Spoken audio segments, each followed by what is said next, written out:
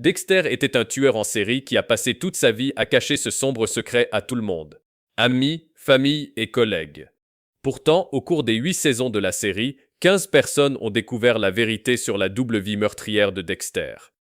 Cette liste n'inclut pas les personnes qui ne l'ont découvert qu'une fois emballé dans du plastique.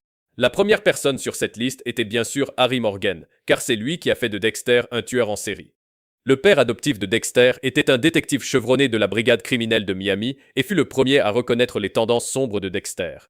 Après avoir découvert le jeune Dexter tuant des animaux, Harry sut que son fils montrait des signes classiques associés aux tueurs en série. Plutôt que de le livrer aux autorités ou de chercher une aide psychologique, Harry a adopté une approche différente pour protéger Dexter de la société, ou plutôt protéger la société de Dexter. Il a créé le Code de Harry, un ensemble de règles strictes permettant à Dexter de canaliser ses pulsions violentes contre les tueurs qui avaient échappé au système judiciaire. Le Code de Harry est devenu le principe directeur de Dexter, un cadre moral pour une vie qui autrement aurait pu se terminer en prison ou par une exécution. Quand Dexter eut 20 ans, Harry lui suggéra de cibler une infirmière nommée Mary, soupçonnée d'avoir tué des patients, comme première victime humaine. Dexter a franchi le pas et un tueur est né. Cependant, le plan de Harry a échoué lorsqu'il a accidentellement été témoin de Dexter démembrant une victime, Juan Reños, dans une scène macabre et choquante. Qu'est-ce qui ne va pas? Ça va? Restez juste à l'écart. L'horreur de ce qu'il avait nourri était trop lourde à porter pour Harry, et il se donna la mort 3 jours plus tard. Par son suicide, Harry a laissé à Dexter un héritage durable, un code qui a fait de lui l'un des tueurs en série les plus célèbres de Miami. La deuxième personne à découvrir que Dexter était un tueur en série fut son frère biologique, Brian Moser, qui partageait avec lui une histoire tragique qui a marqué leurs 2 vies. Les frères avaient été témoins du meurtre brutal de leur mère alors qu'ils étaient enfants, laissés pendant des jours dans un conteneur d'expédition avec son corps démembré. Alors que Dexter a été adopté par Harry et a reçu un cadre moral pour gérer ses pulsions sombres, Brian a été abandonné par le système, permettant à ses tendances violentes de se développer sans contrôle. Des années plus tard, Brian retrouva Dexter, qui était le tueur au camion frigorifique, et fut ravi de découvrir que son jeune frère partageait son envie de tuer. Imaginez ce que j'ai ressenti quand je vous ai retrouvé et que j'ai découvert que vous étiez exactement comme moi. Les 2 frères partageaient un lien unique enraciné dans leur traumatisme et leurs tendances sombres. Désireux d'approfondir ce lien, Brian a tenté d'attirer Dexter davantage dans son monde en lui demandant de tuer Deb. Cependant, le code de Dexter lui interdisait de nuire aux innocents et il a finalement choisi Deborah plutôt que Brian, prenant la difficile décision de mettre fin à ses jours. Pensez-vous que Dexter aurait dû le tuer? Commentez ci-dessous. La 3e personne sur cette liste n'était autre que le détective James Dox, l'une des rares personnes à avoir perçu la noirceur de Dexter très tôt.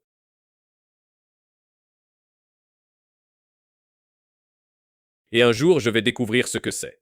Policier expérimenté à l'instinct aiguisé, Dox n'a jamais fait confiance à Dexter et saisissait chaque occasion d'exprimer son dédain à son égard. Ses soupçons n'ont fait que s'accentuer lorsqu'il a remarqué le calme étrange de Dexter sur les scènes de crime, là où d'autres seraient généralement perturbés. Déterminé à prouver ses soupçons, Dox a commencé à suivre Dexter, finissant par trouver suffisamment d'indices pour le soupçonner d'être le boucher de Bay Harbor. L'enquête de Dox l'a amené à s'introduire dans l'appartement de Dexter et à voler sa boîte de lames de sang, preuve évidente que Dexter était un tueur. L'enquête a finalement atteint son paroxysme dans une cabane isolée des Everglades, où Dox a pris Dexter en flagrant délit. Jésus-Christ, Morgan. Après une lutte, Dexter a réussi à emprisonner Dox dans une cage, mais il a été confronté au dilemme moral de savoir s'il devait tuer Dox ou non. Cependant, le destin s'en est mêlé lorsque Lila a tué Dox en faisant exploser la cabane, croyant ainsi protéger Dexter, faisant de Dox l'une des victimes involontaires de Dexter, ce qui m'amène naturellement à la personne suivante. Lila West, l'une des rares personnes à avoir découvert que Dexter était un tueur en série et à l'avoir accepté, est entrée dans la vie de Dexter en tant que marraine aux narcotiques anonymes. Au début, elle semblait lui offrir un soutien émotionnel, l'aidant à gérer sa dépendance au meurtre sous le déguisement d'une toxicomanie à l'héroïne. Mais Lila a rapidement développé une obsession malsaine pour Dexter, sentant en lui une noirceur qui la fascinait.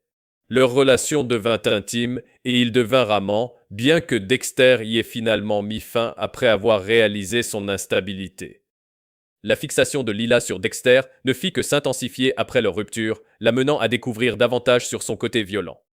Dans son acte le plus radical, Lila a trouvé Dox emprisonné dans la cabane et a choisi de le tuer en déclenchant une explosion plutôt que de le libérer, pensant que cela protégerait Dexter et le ferait enfin l'aimer à nouveau. Ce ne fut pas le cas, et Lila finit emballée dans du plastique, ce que j'étais si heureux de voir. Oh mon Dieu! Le suivant était Miguel Prado, un procureur de Miami charismatique et l'un des rares amis de Dexter en fait. Lorsque Miguel a vu Dexter, un couteau ensanglanté à la main, penché sur le corps de Fred Bowman, il a vu une occasion unique de rendre la justice lui-même en s'associant à un tueur. Miguel a encouragé Dexter à suivre son instinct, lui présentant finalement des cibles qu'il estimait mériter la mort. Les deux hommes se sont liés d'amitié grâce à leur frustration commune envers le système judiciaire, et Miguel, un peu comme Harry, voyait Dexter comme un allié de confiance capable de s'occuper des criminels échappant aux failles juridiques. Cependant, la soif de violence de Miguel a rapidement échappé au contrôle de Dexter. Après que Miguel a assassiné Ellen Wolf, une avocate de la défense qui n'avait rien fait pour mériter la mort, Dexter a compris que son ami, qui le voyait comme un tueur, devait disparaître, et Miguel a fini par mourir. Lumen Pierce, l'un des personnages les plus sous-estimés de la série à mon avis, a découvert le secret de Dexter par accident. Récemment victime de Jordan Chase, Lumen était hantée par ses expériences traumatisantes lorsqu'elle a vu Dexter tuer Boyd Fowler, l'un de ses agresseurs. Dexter a failli choisir de tuer Lumen, mais il a fini par l'épargner car elle était innocente.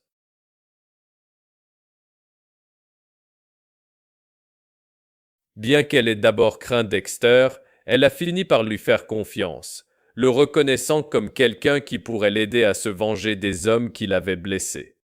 Dexter, à son tour, a vu en Lumen le reflet de son propre besoin de vengeance et il a accepté de l'aider à traquer les membres restants du gang des Barrel Girls. Leur partenariat s'est transformé en une profonde compréhension mutuelle, puis en une relation amoureuse. Ensemble, ils ont éliminé les hommes responsables de sa souffrance, chaque meurtre rapprochant Lumen un peu plus de la paix. Cependant, une fois le dernier membre du gang mort, le désir de vengeance de Lumen s'est estompé et elle a choisi de quitter Dexter, son besoin de violence n'étant plus là. Son départ laissa Dexter avec un sentiment de perte et lui fit penser qu'il ne pourrait jamais atteindre une véritable camaraderie à cause de sa nature sombre. Lumen a été la première personne à découvrir la véritable identité de Dexter sans finir morte. L'un des personnages les plus répugnants de la série, Jordan Chase, était un conférencier motivateur à succès avec un côté sombre. Il était le chef du gang des Barrel Girls, responsable d'abus horribles envers des femmes. Lorsque Chase réalisa que Dexter et Lumen ciblaient ses complices, il comprit que Dexter était un tueur en série. Bien qu'il n'ait jamais découvert que Dexter était le tristement célèbre boucher de Bay Harbor, il a vite compris que Dexter n'était pas un novice en matière de meurtre et qu'il était prêt à tuer pour protéger Lumen et rendre justice. Dans une confrontation finale tendue, Dexter et Lumen ont affronté Chase, mettant fin à sa vie et démantelant son entreprise criminelle. La mort de Jordan Chase fut un moment de justice pour Lumen et une petite victoire morale pour Dexter, qui ressentit un bref sentiment d'utilité à travers leur partenariat. La découverte du secret de Dexter par Nicholas Galway est l'une des plus insolites de cette vidéo, tant par la manière dont elle se produit que par la rapidité avec laquelle il l'oublie. Dexter a rendu visite à Nicholas Galway à la maison de retraite, dans le confessionnal, dans le cadre d'une enquête. Galway était lié à l'une des victimes de Dexter, et Dexter devait confirmer des détails du passé de Galway pour comprendre pleinement le passé et les motivations de sa victime. Cependant, à l'arrivée de Dexter, il réalisa rapidement que Galway, désormais âgé et souffrant de démence sévère, reconnaissait à peine qui que ce soit, le saluant comme s'il était un vieil ami. Voyant l'état confus de Galway, dans un rare moment d'honnêteté, Dexter a avoué son plus sombre secret, disant à voix haute qu'il était un tueur en série. « J'ai tué des gens. Beaucoup de personnes. » Au début, Galway réagit comme un catholique fervent, rappelant à Dexter que le meurtre est un péché mortel. Pourtant, quelques instants plus tard, il oublie complètement la conversation. Où en étions-nous? Dexter remercia Galway et partit, se sentant très bien. Dans cet étrange moment, Dexter fut brièvement libéré de son secret, se confessant en toute sécurité à quelqu'un qui ne s'en souviendrait jamais. Deborah Morgan, la sœur adoptive de Dexter, a découvert son secret lors d'un des meilleurs moments de la série. Elle a surpris Dexter devant l'autel d'une église alors qu'il tuait Travis Marshall, témoin direct du meurtre commis par son frère. Au début, la vivacité d'esprit et les mensonges convaincants de Dexter ont calmé Debra, mais elle avait toujours des doutes. Au fil du temps, les souvenirs du passé, en particulier sa rencontre avec le tueur au camion frigorifique, l'ont amené à se demander si Dexter n'avait pas une vie cachée. Déterminée à découvrir la vérité, Debra fouilla l'appartement de Dexter où elle trouva ses lames de sang et les outils qu'il utilisait pour tuer. Ses pires craintes se sont confirmées. Es-tu son tueur en série? Son frère était un tueur en série et elle n'en savait rien. Lorsque Deborah a directement confronté Dexter, il n'a plus pu mentir et lui a tout raconté sur sa double vie. Cette découverte a changé leur relation à jamais, laissant Deborah aux prises avec la douloureuse vérité que son propre frère était un tueur. Et la réalité plus douloureuse d'essayer encore de l'aimer. Anna Mackey, une tueuse au passé sombre, a découvert le secret de Dexter dans des circonstances inattendues. Initialement ciblé par Dexter, après qu'il ait confirmé son implication dans plusieurs meurtres, il l'a amené à sa table de découpe, sédatée et enveloppée dans du plastique. Pourtant, au lieu de poursuivre le rituel, Dexter a choisi de la libérer et de lui faire l'amour, agissant selon l'attirance irrationnelle qu'il ressentait pour elle. L'idée de la tuer l'excitait vraiment, semble-t-il. Leur lien sur la table d'abattage s'est transformé en une relation où ils comprenaient et acceptaient chacun la part sombre de l'autre. Anna a directement demandé à Dexter pourquoi il comptait la tuer, et il a simplement expliqué qu'il ne s'en prenait qu'aux mauvaises personnes.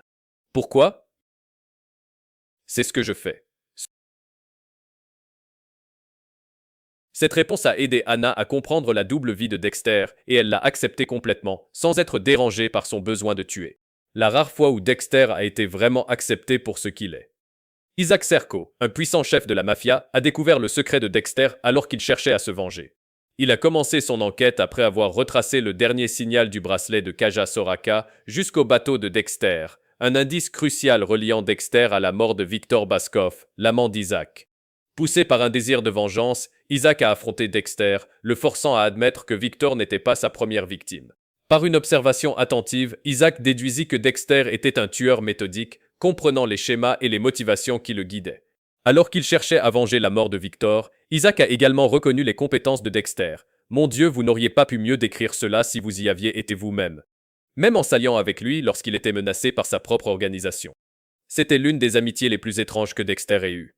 Maria Laguerta, l'ambitieuse lieutenant de la Miami Metro, a commencé à suspecter Dexter après avoir trouvé une lame de sang sur la scène de crime de Travis Marshall. Sa découverte a ravivé son enquête sur l'affaire du boucher de Bay Harbor, un dossier précédemment clos avec James Dox comme tueur présumé. Jésus. Shit. Et si Dexter était le vrai boucher de Bay Harbor? La poursuite acharnée de Laguerta l'a mené à recueillir des preuves qui ont démontré que Dexter était le boucher de Bay Harbor, et elle l'a arrêté. Dexter, cependant, a renversé la situation en la piégeant pour faire croire qu'elle avait fabriqué des preuves contre lui. Réalisant que Laguerta était déterminée à le démasquer, Dexter a compris que sa persistance représentait une grande menace pour sa liberté. Il a comploté pour la tuer, mais dans un retournement de situation choquant, Dub a fini par le faire pour lui. Finalement, il a mis en scène sa mort pour faire croire qu'elle avait été tuée dans un échange de tirs avec Héctor Estrada, mettant fin tragiquement à son enquête. La découverte et la traque de Laguerta ont représenté l'une des situations les plus critiques que Dexter ait jamais rencontrées, le forçant à prendre des mesures drastiques pour protéger son secret, tuant un innocent. Le Dr. Evelyn Vogel, neuropsychiatre de renom et spécialiste des psychopathes, connaissait le secret de Dexter bien avant la plupart des gens. Vogel était présente dans sa vie depuis son enfance, travaillant en étroite collaboration avec Harry Morgan pour concevoir le code qui canaliserait les tendances violentes de Dexter. Vogel comprenait le besoin de tuer de Dexter à un niveau clinique. Il tirait même fierté de son respect du code, le considérant comme un psychopathe accompli. Cette conscience de longue date fit d'elle une confidente unique pour Dexter, car elle lui offrait des aperçus sur l'origine de son comportement et le guidait à travers ses défis psychologiques. Cependant, le lien de Vogel avec Dexter a connu une fin tragique lorsque son fils, le neurochirurgien qui partageait les penchants sombres de Dexter, l'a assassiné. La mort de Vogel a privé Dexter de l'une des rares personnes qui le comprenaient entièrement. C'est étrange, n'est-ce pas, que presque tous ceux qui ont découvert le secret de Dexter aient fini par mourir. L'avant-dernière personne sur cette liste, Zach Hamilton, était un jeune homme qui partageait les pulsions sombres de Dexter et a découvert que Dexter était un tueur dans des circonstances qui auraient pu lui coûter la vie. Après avoir tué la maîtresse de son père pour mettre fin à l'infidélité de ce dernier, Zach s'est retrouvé sur la bande de Dexter. Mais au lieu de passer à l'acte, Dexter s'est reconnu dans le jeune homme et a choisi de l'épargner. Reconnaissant le potentiel de Zach, Dexter est devenu un mentor, lui enseignant le code et lui inculquant le sens des responsabilités pour ses actes. Zach est devenu presque comme le fils de Dexter et était une des rares personnes à connaître son secret sans le considérer comme une menace. Cependant, leur relation fut de courte durée, Zach devenant rapidement une victime du chirurgien du cerveau, emportant ainsi une autre personne qui avait accepté Dexter tel qu'il était vraiment. La dernière personne sur cette liste, Oliver Saxon, également connu sous le nom du chirurgien du cerveau, a découvert le secret de Dexter d'une manière effroyablement méthodique. En piratant l'ordinateur du Dr. Evelyn Vogel, il a accédé à ses dossiers qui détaillaient la vie, les motivations et les sombres penchants de Dexter. Cette connaissance donna à Saxon un aperçu troublant de l'esprit de Dexter, et il devint jaloux de la capacité de Dexter à maintenir une couverture parfaite tout en cachant ses pulsions meurtrières. Tu savais sacrément bien comment aider Dexter Morgan. Vous lui avez appris à gérer sa maladie. Alors que Saxon et Dexter se faisaient enfin face en prison, Dexter a reconnu la destruction causée par sa vie, faisant allusion à l'impact de la compréhension de son côté sombre par Saxon. Lors d'une confrontation finale, Dexter a tué Saxon pour venger Deb, en le faisant passer pour un acte de légitime défense. Une confrontation entre deux tueurs avec des issues très différentes concernant leur obscurité partagée. Si vous voulez savoir à chaque fois que Dexter a enfreint le code d'Harry, regardez la prochaine vidéo et assurez-vous de vous abonner.